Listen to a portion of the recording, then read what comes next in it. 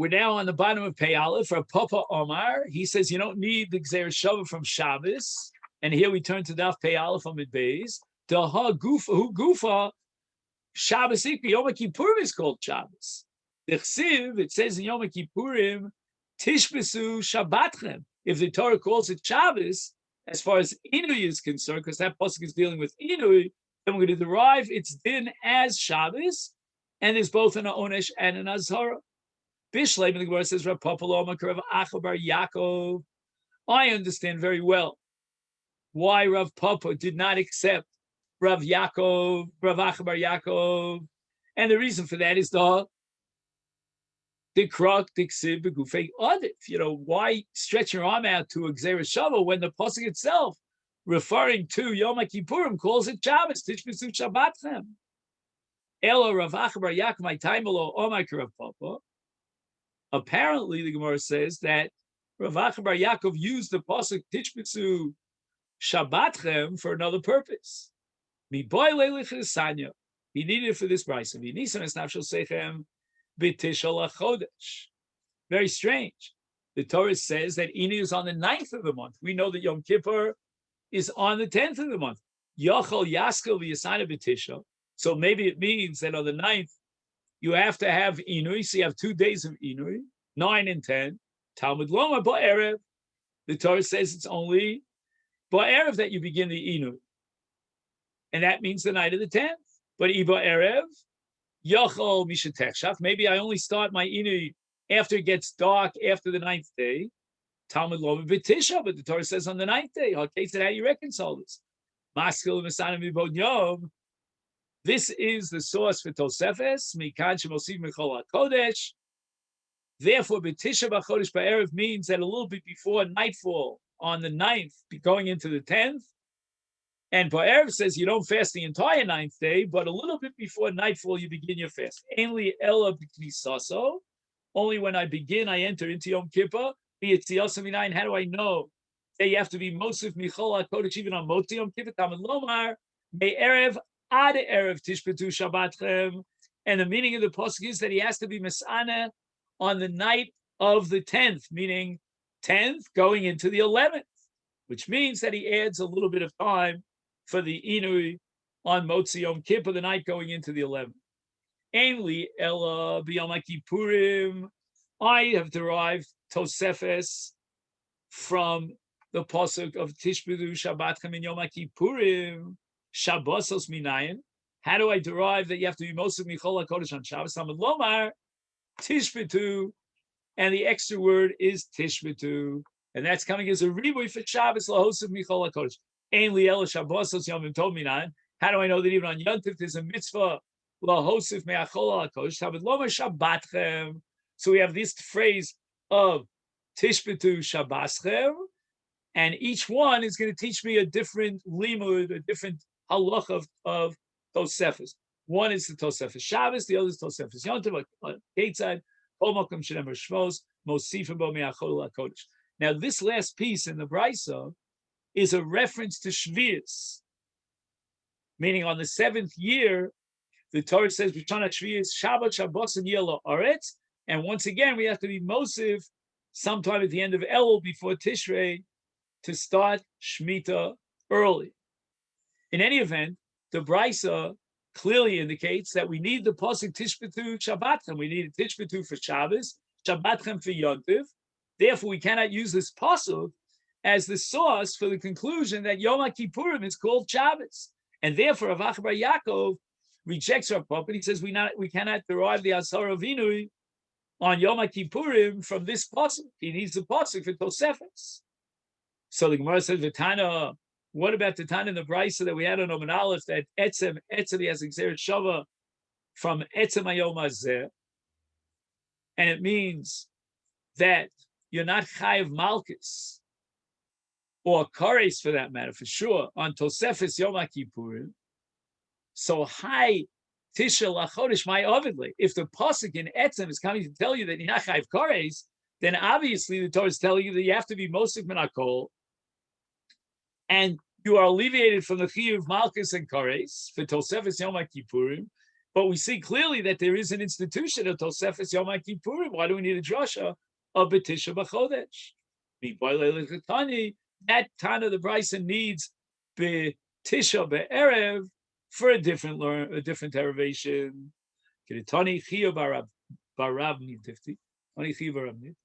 If he needs to Vesnafshel Seicha B'tisha, the Chi B'tisha Misanim, Valo B'asar Misanim, Ella. This is the source for the mitzvah of eating on Erev Yom Kippur. The Mishnah says, therefore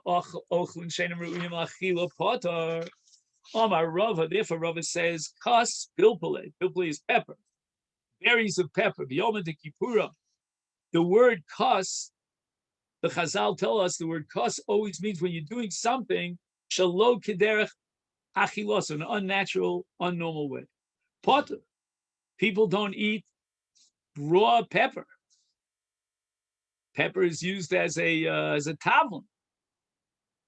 Kos zan gebila, and likewise, if he eats on Yom Kippur ginger, potter, natural raw ginger, that's not derech achila, and he's potter. Meisvei. They asked the Kash on Rava from a Brisa. Hey, Rav Meir, Omi Mimashva Shenemar V'Altam or Losas Pirio. Any Odesha eats Machalhu. If the Torah is talking about fruits, then obviously the fruits grow on a tree. And yet, the Torah says Eitz Machal. Why did the Torah have to spell out that there's an Eitz over here? Once it says Lo Yochel, that you don't eat the fruits, then obviously we're talking about an eitz machal. Ma tamid lomar nitatim called eitz machal. It's a reboot. Eitz shetama eitz preach of it, that the taste of the bark of the tree and the taste of the fruit is the same. What is that? Have Yoma zeh pilpulin, l'lam dechasha pilpulin chayovim ba'orla. That is a chiyuv orla and pilpulin. Because pilpulin fits that description of tam ha'etz and tam ha'prishavet. Then there's a little I got to tell you here for a line. And furthermore, we learn that Ein Eretz Yisrael chasera klum. And he says that if the pasuk is only coming to teach me the chiddush of pilpulin, then it could have said v'natatim kol eitz o rosam. Rosam is kind of pilpul. And Rabbi Meir says that the extra word of eitz machal, is coming to be Mishabech Eretz Yisrael. Then ain't Eretz Yisrael chasera chlum. Shenemar posking in Dvarim Perek Ches Eretz Yisrael Eretz lo sechsar bo kolbo. Nothing is missing. In any way, it's clear for this price that pilpul is royal achila. Otherwise, there would be no isra achilas orla, and that's against Rava, who says that if a person eats on Yom Kippur, pilpuli, he's patur lo kasha, but ritivasa habi abeshta. If you're talking about these peppers, the peppers that are moist, they're still right after they're cut, is then there's an isur orla, and you be chai for eating them on Yom Kippur. But Rava says that you're patur for eating pilpuli Yom Kippur. Abeshta, he's talking after it's dried out. After it's dried that, you could use it as a spice, but you can't eat it. It's not royal achilas adam, and therefore you put on Yom Kippur. So the Gemara now asks on the second din of Rava with regard to ginger, Amale Rava lememar. How could Rava say that for eating ginger on Yom Kippur, pot, it's not derech achilos of Rav Nachman? Hi himalta. Just 1 second. Just see how it translates the word himalta. Just 1 second.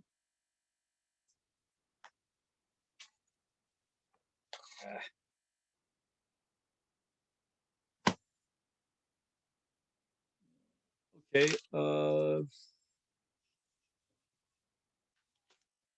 Sorry, I didn't look up the word himalta in the English translation.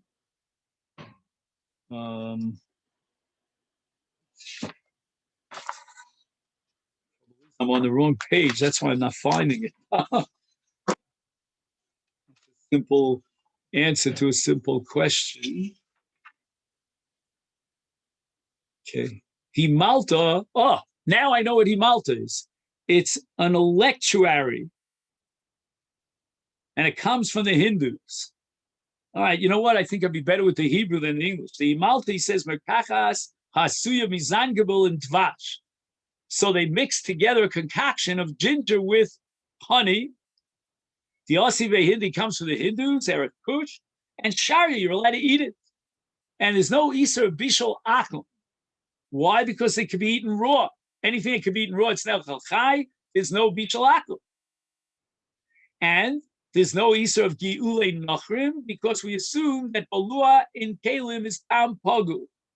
And that's based on a principle that we assume that these Kalim of the Goyim were not used today, but rather they were used yesterday. Anyway, from the fact that Rav Nachman says that there's no Isser Bichul Nachrim, why? Because it can be eaten raw. You see clearly that you can eat raw ginger, and it's royal achila, and you make a bracha bori pri adoma. So why did Rava say that if you eat it on Yom Kippur, you're puzzled? It depends whether it is moist, and then it's royal achila, or it's been dried out, and then it's not derech achila, and you're puzzled. We learned to the Brisa. He eats leaves of reeds on Yom Kippur potter. It's not royal achila, but lulave gefani, the shoots of grapevines, is chayav. It's royal achila. Eluhem gulu luhanik fanim. And the Gemara now wants to know how long is it edible, and it hasn't yet dried up. These grapevines. It only sprouted in the last 10 days. And if 10 days haven't passed, then it is still soft and it's royal achila. But if it had sprouted before Rosh Hashanah, it became hard already by the time Yom Kippur came out. It's more than 10 days, and it's like eights, and it's not royal achila. Rav Kahana Omar, Kol Shloshim Yom. That for 30 days after it begins sprouting, it's still considered soft and it's edible, and you be chayiv in Yom Kippur. But Tanya Kavosi of a Brisa to support Rabbi Yitzchak Migdala. Achal ole kanim, if he ate the grapes, the leaves of a grapevine, is then patur.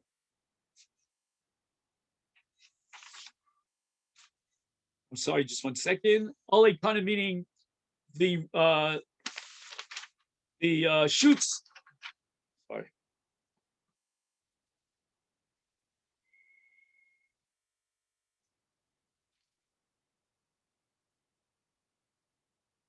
The leaves of reeds, he's part, but lulovik fani chayav. The shoots of grapevines, he's chayav. Eluhem lulovik fani kosher livlevu mi Rosh Hashanah v'ad Yom Kippurim. They spouted in the 10 days from Rosh Hashanah Yom Kippur. Shasa tziro murias potter. He drank fish brine or dissolved fish fats. He's potter. But what about chometz? What about vinegar? The implication is that vinegar, which is a little bit more edible, is edible enough for him to be chayav. Maslis and Mani, who is the author of our Mishnah? Rebbe, Tesanya, chometz meishiv nefesh, that chometz is something that alleviates inud, and therefore you be chayav on Yom Kippurim. But the Chachamim never accepted it. Dorash Rav Gidol Bar Menashe Mibiri Denerish. He publicly announced, Rav Gidol, we'll see why it's important that this was a public announcement. Ein halacha karebi, we don't accept Rebbe Shita, but rather we accept the Chachamim Shita, and vinegar is not meishiv nefesh. It's not something that restores the soul and alleviates inu and thirst. Nafke kuli alma umazgu b'chasu chala. When everybody heard this drasha, this public drasha of Rav Gidol, they thought that Rav Gidol was telling me that there's no prohibition about against eating vinegar or drinking vinegar on Yom Kippur. So they all mixed their vinegar with a little bit of water so that it wouldn't be so sour. And they drank it on Yom Kippur. Shomer Rav Gidol Vikbar. Rav Gidol heard about that and he was upset. Omar, he says, on 3 counts you did the wrong thing. Amar di Amri no. what did I mean when I said that we don't accept Rebbe? That's b'di'evet. I never said that you're allowed to drink vinegar on Yom Kippur. L'chatchila mi'amri? Did I say that you're allowed to drink vinegar on Yom Kippur? I said that we wouldn't be chayav for Yom Kippur. Emer di'amri, I know purta. I only meant if you eat a small amount of vinegar. But tuva mi'amri, you're eating a greater amount of vinegar. And maybe that would give you pleasure and be makeshift nefesh. And thirdly, Emer di'amri, I know I was talking about pure, unadulterated vinegar. Mazug mi'amri. Did I ever say that you could dilute the vinegar with water and now it's drinkable and you're allowed to drink it on Yom Kippur? And this leads us to the Mishnah Mirza Hashem for tomorrow on Daf Pei Beis Omer Al. Thank you so much and have a great day. Good.